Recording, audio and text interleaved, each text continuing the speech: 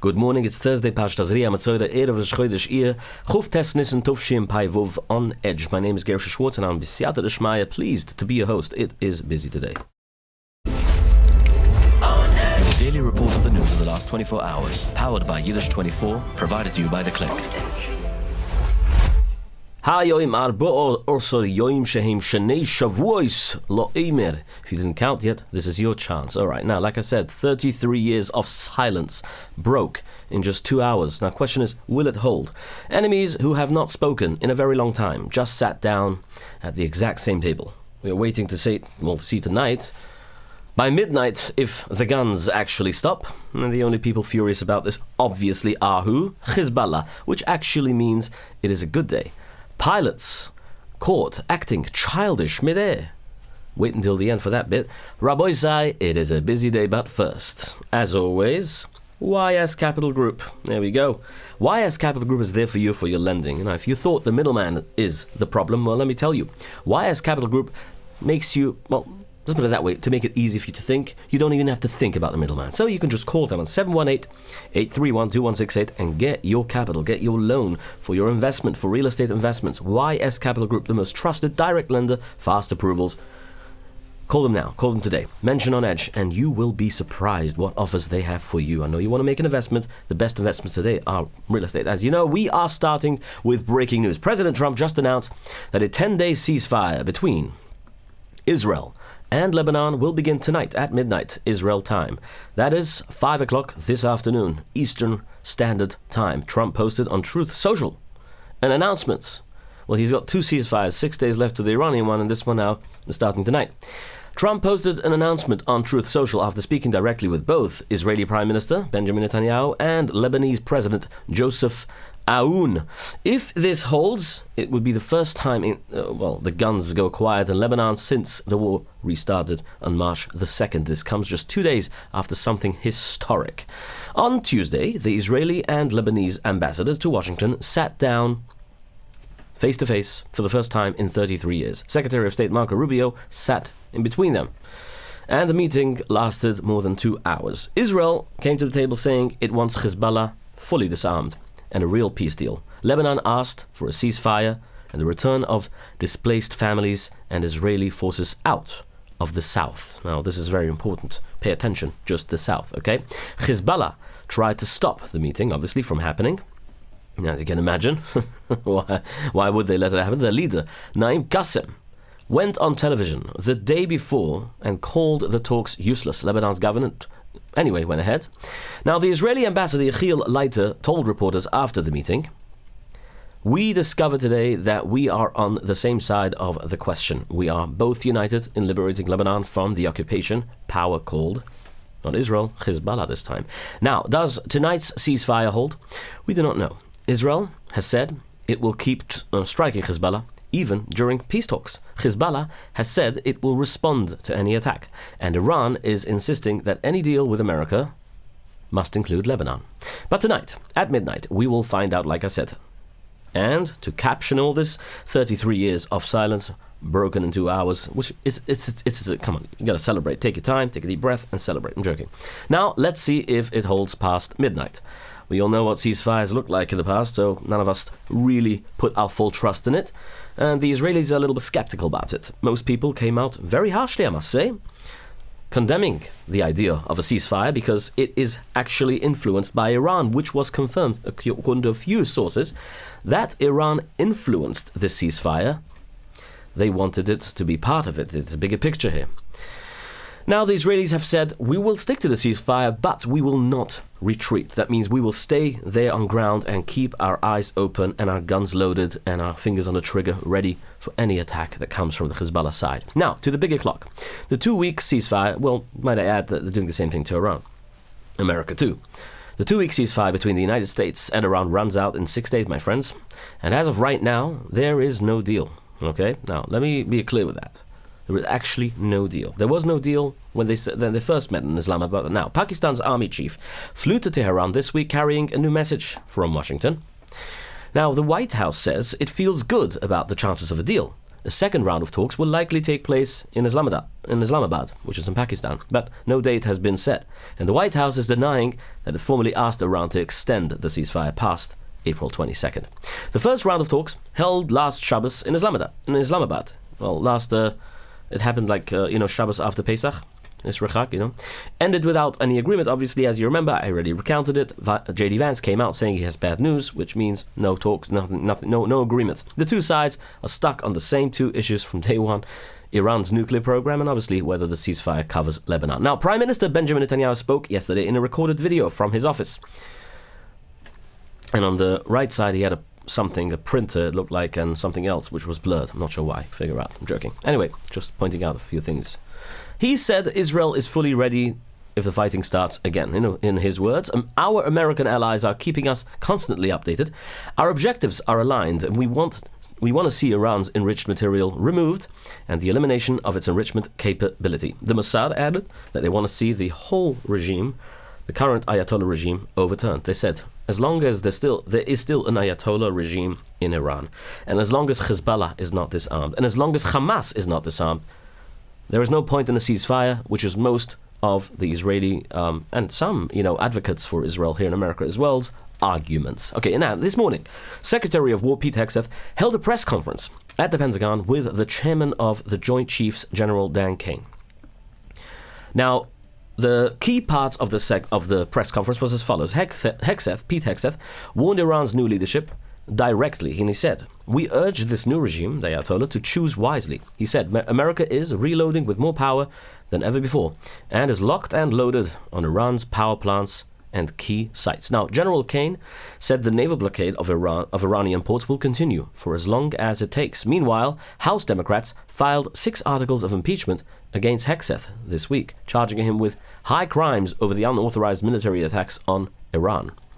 The effort is not expected to go anywhere in the Republican-controlled Congress, but it shows how deep the political divide over this war has become in this country, and everywhere else in the world, actually. 6 days on the clock. No deal, well, as you can imagine, and America says it is ready for either outcome. So does Israel.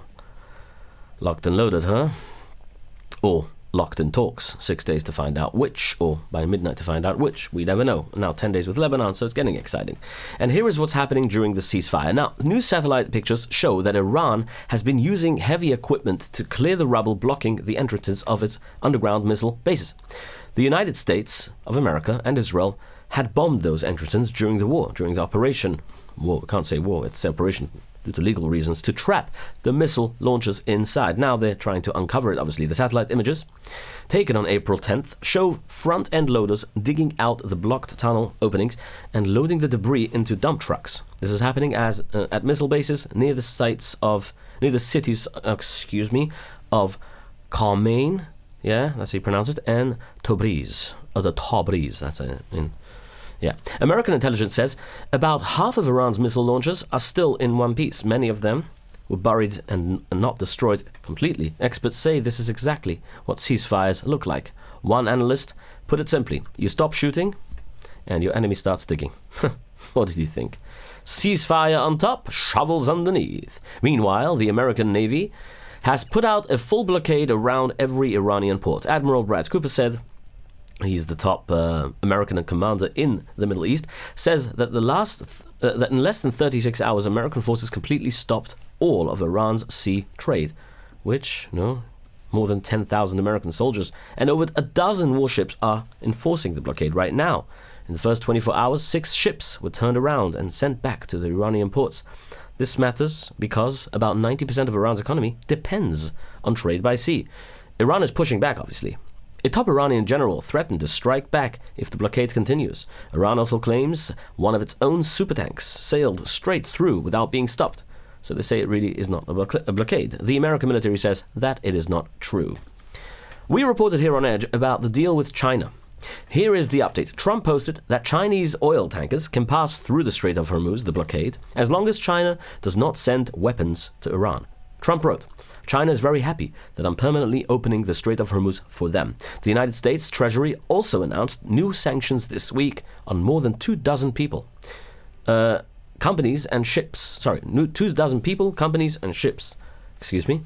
Sentence, commas and all that, that have been helping Iran sell its oil. Let me remind you, 2 days ago I reported, obviously based on reports, that it costs them close to $400 million a day for Iran. Basically, they're losing $400 million a day, this blockade. The International Energy Agency, the IEA, is basically warning that Europe has only 6 weeks left of jet fuel before airlines start cancelling flights, unless Middle East supplies start flowing again. And despite all of this, Wall Street is betting on peace. The S&P 500 hit a new all-time high this week, Baruch Hashem, erasing every single loss from the 6 weeks of the war. Iran's ports are closed. Wall Street party is open, Rabbi Isai, so jump in. One more thing on the back and forth between Trump and the Pope. Now, I know we reported it twice already about the Pope and him, right, going back and forth.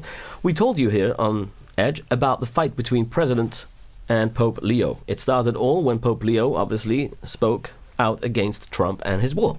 This week, Trump posted again. He wrote, "Will someone please tell the Pope Leo, that Iran has killed 42,000 innocent, completely unarmed protesters in the last 2 months alone." That number has not been confirmed or verified by anyone.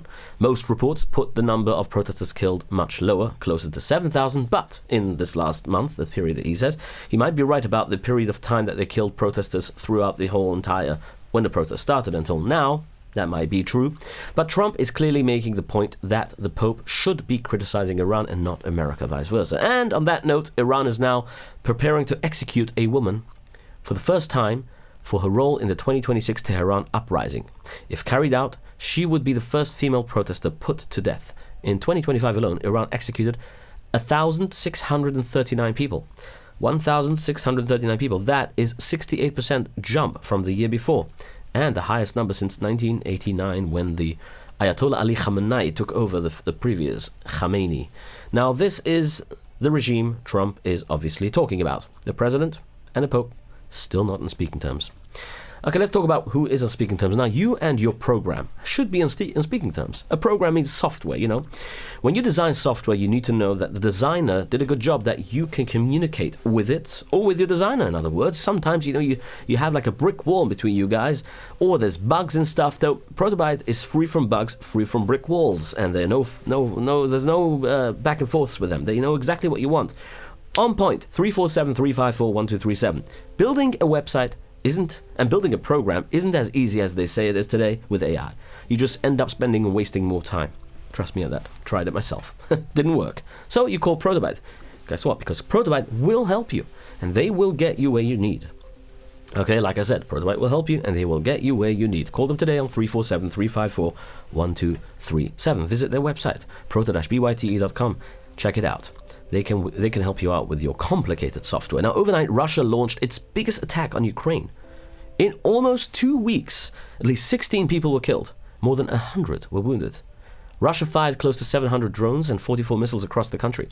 Ukraine's air defenses knocked out most of them, but 12 missiles and 20 drones got through and hit 26 locations. It's very sad. In the city of Odessa, 9 people were killed, and the capital of Kiev, 4 people died, including a 12-year-old boy. Rescue teams pulled a mother and her child from the ruins of an 18-story apartment building that fell. And in the Dnipro region, 3 women were killed, all civilians. President Zelensky said, "Another night proves that Russia does not deserve any easing of global policy or lifting of sanctions." Here is the piece that matters most. Ukraine is running low on American Patriot missiles it uses to stop Russian rockets. The reason is the war in Iran, obviously. America's air defense supplies have been going to the Middle East mostly. Now, Zelensky spent the last 48 hours flying between Germany, Norway, and Italy, begging for some more air defense systems. Kiev pays the price for a war on a different continent, my friends. Now, the truth is, if you think about it, Putin is wrong in this war. Most analysts and most reporters, journalists have written pieces about this. And what I've seen mostly is, from the Ukrainian side thing, that Zelensky's playing with fire. Why is he still at it? He obviously is avoiding something we call re-election. He doesn't want to get out of power. This is what it looks like when people are money hungry and power hungry. They can let their own citizens, their own people die for the sake of power and money, which is very, very sad, what we're seeing today in the world. But we have to look at the bright side of things. So, this is Hashem's will. This is exactly what's happening. But we need to daven and pray for the Mashiach, the coming of Mashiach. Now, a terrible story out of Turkey. We mentioned this in passing yesterday. I hate to segue from that to that, but yeah, you get the point. It's all news. A terrible story from Turkey. We mentioned this in passing yesterday. There was a school shooting in southeastern Turkey on Tuesday. Well, the very next day, there was a second one, and it was much worse. On Wednesday, a 14-year-old boy walked into a middle school in the city of Karamanmarsh. No, these names. I have to talk to the people who decide the names on cities and towns. We've got to talk to them about this. This is terrible. With 5 handguns and 7 magazines, this 14-year-old walked into. He killed 9 people. 9 people. 8 students and 1 teacher. He wounded 13 others before taking his own life. Now, the day before, the guy tried shooting, obviously, with a type of shotgun he had. He didn't manage to kill anyone, thankfully. But this time, yesterday, he managed to kill. Can you believe this? 5 handguns, 7 magazines, and killed 9 people. 8 students, 1 teacher, and wounded 13 others. Unbelievable, and killed himself. He used guns that belonged to his father, a former police officer. The father had been arrested, obviously. Now, school shootings in Turkey, as you can imagine, are extremely rare. 2 in 2 days is something the country has never seen before. This is now the deadliest school shooting in Turkish history. Teachers' unions called a 3-day nationwide strike. 2 schools, 2 days, strict gun laws on paper only. An update on the 2 stories we reported yesterday. I just want to tell you. The first, the Spiegel family tragedy. We told you about the 2 brothers who went to sea at the Tzanza beach, at the beach next to Kiryat Tzanz in Netanya before Shabbos during Bein Hazmanim. Both were pulled into the water. The older brother, Mr. Chadav Spiegel, Zechrona Levrucha, 21 years old, Talmud at Yeshiva in Tifrach, you remember the name, was Nemech Nifta this week in the hospital there, and he was the son of Rav Shlomo Spiegel, who leads the well-known Spiegel Chabira, which is in Bais Yisrael Yerushalayim. The Levaya took place in Yerushalayim. But his younger brother, his younger brother, a Yid never gives up. A Yid never gives up. Ein Shem Yish. So Avrum, please daven for Avrum Yeshaya Spiegel, the 17 years old only, and is still missing. Rabbi Sai, a 17-year-old boy, still missing. We haven't found him yet. And the search is now on its 6th day. Zaka drivers, drones, and jet skis, and hundreds of volunteers are still searching along the Netanya coastline and in deeper waters as well. The tzibur is asked to continue davening for Avrum Yeshaya ben Shoshana. Okay, and an update on the I said shul attack yesterday in London. We mentioned this yesterday, and here are the details now. Let me be clear with you. I made a mistake. I said shul. It's not a shul. It's a Reform synagogue, which is nowhere near a shul. I can tell you that. The shul that was here I'm at it again. The synagogue, the Reform temple. Let's call it a Reform temple. Not even was basically attacked in Finchley. Now. Basically, the Finchley neighbourhood of North London, it's just like northwest London. Just after midnight on Tuesday night, 2 people in dark clothes and masks threw 2 glass bottles filled with gasoline at the building and also threw in a brick. Baruch Hashem, the bottles did not ignite. Nobody was hurt. The building was not badly damaged. British police arrested a 46-year-old man and a 47-year-old woman and are treating the attack as an anti-Semitic hate crime. This comes 3 weeks after 4 Hatsulam ambulances were firebombed in a nearby Golders Green, and the attack was obviously claimed by a group that analysts have said links to the Iranian regime. The same group has claimed other anti-Semitic attacks across Europe. Steist. Yep. Anyway, a painful new report came out this week. Tel Aviv University annual study found that in 2025 was the deadliest year for Yidden in anti-Semitic attacks in over 30 years. 20 Yidden, Hashem Yinkum Duma, were killed in 4 separate attacks on 3 continents. 15 Yidden at the Hanukkah celebration in Bondi Beach, which, by the way, I met the brother of Eli Shlanga, Hashem Yinkum Duma, the brother, Reb Shmuley. What a special Yid he is. Spent with him Pesach. Oy, the minute betuchen this man has, and he goes on. I don't know how he's so strong. 2 Yidden. By the way, he comes from Golders Green, Bridge Lane. He used to live in Bridge Lane. He told me he used to live in Thursby Road in Stamford Hill. 2 Yidden, Shem Yikadumim, Israeli embassy workers who were shot dead, who remembers, right, outside the Jewish Museum in Washington. And 2 Yidden, Shem Yikadumim, who were killed in a car ramming and stabbing attack at a shul in Manchester on Yom Kippur. That was a terrible tragedy, for those you remember. And one elderly Holocaust survivor, Shem Yinken Dummer, killed at a pro-Israeli rally in Colorado. The last time this number was this high, was in 1994. That was over 31 years ago, when 85 Yidden Hashem Yinken Dummer were killed in the bombing of the Jewish Community Center in Argentina, for those of you who remember this story. A terrible tragedy. Steist, Hashem, the never forgets is, when you say never forget, what does it mean, never forget? Never again. Never again means, in other words, they want to kill us. They want to just annihilate us. That's what they want. They constantly, this morning somebody posted a Chinese who's obsessed with Hitler. The idea of this hate has always been there. Don't get, I heard from Rashi Taub as well on Pesach, and from a rabbi from the JLI, from the Jewish Learning Institute as well. They were holding a panel. Rabbi Gershy Schwarcz, who I'm going to put up an episode with him this month Shabbos. Very excited about it, by the way. Very interesting episode. We did it in front of a whole crowd of people at FFH on Pesach, and we're going to air it here with Rabbi Gershy Schwarcz, a famous Chabad shliach who resides in Montreal. He's right now at the March of the Living, leading a group there. Now, I want to point out something important that they said about hate and hate crime, Jewish hate. Jewish hatred has always been there. It's never changed. They're just more comfortable carrying out and committing to it.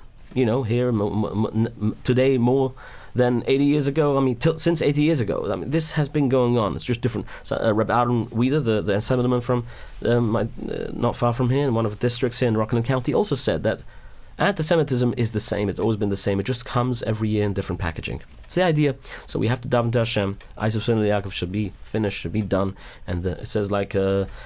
the idea, all the nations will start realizing and recognizing the one and only true Haibishter Hashem and His chosen nation, which means obviously one thing, that we should be a light to the nation and not the opposite way around. We should be a light to them, and we should be one, and we should be achdus, and we should show achdus to the world and show that we mean good and we only mean well. Because they've been persecuting us from year to year, from generation to generation, and never stopped. But a quick one from Washington prosecutors from the Office of the U.S. Attorney Jeannie Pirro showed up without warning that the Federal Reserve's construction site in Washington this week. This is part of a probe into cost overruns at the Fed's new headquarters. If you know about a little bit about this, but the insiders see it as more pressure from the White House on Federal Reserve Chairman Jerome Powell, obviously, who Trump has been attacking for months, calling him Mr. Too Late. Now, also in Washington, the United States Senate voted this week to defeat an effort to block weapon sales to Israel. Most Democrats voted, obviously, to stop the arms from going in, led by Senator Bernie Sanders. And AOC, Senate Republicans saved it. The weapons will continue going to Israel. Now, some good news on taxes. The new tax law, the big, beautiful bill, is working. The average tax refund this year is up 11% from last year. The IRS says the average refund is now $3,462. Now, more than 53 million Americans, listen to this, have already claimed the new deduction for tips, overtime, and seniors. But here's the catch. Here's the cash. Gas prices are sitting above $4 a gallon, obviously because of the Iranian war. So, the extra money people are getting back into their refund, some reports are saying, is going straight back into the gas tank. Well, depends. If you have an electric car, maybe not. I'm joking. Uncle Sam gives you a check, that's what they say, and the gas station takes it back. But it's always been like this in government, They give you money on one side and take it back from the other side. But it's a normal thing.